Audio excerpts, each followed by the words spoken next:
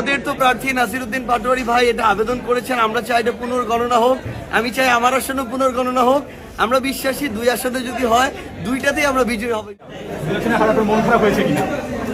না, জনগণ যে সমর্থন এবং ভালোবাসা দেখিয়েছে এটা প্রত্যাশার অনেক বেশি।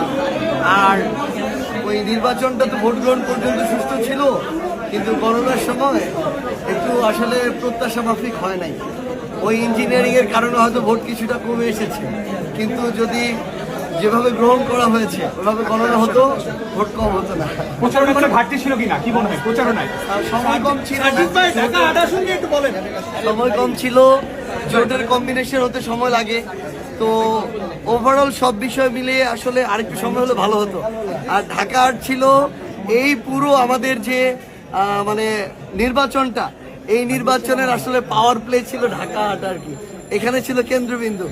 এরকম আরো কয়েকটা আসন আগামীতে আমরা তৈরি করবো ইনশাআল্লাহ। সেটা তো দলীয় সিদ্ধান্ত, দল ঠিক করবে। ঢাকা আসনের ফলাফল ব্যাপারে আপনি কি বলবেন? কোনটা বিষয়ে?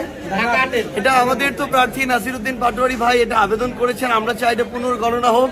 আমি চাই আমার আসনে পুনর্গণনা হোক। আমরা বিশ্বাসী 2 আসনে যদি হয়, 2টাতেই আমরা বিজয়ী হব ইনশাআল্লাহ। থ্যাংক ইউ ভাইয়া।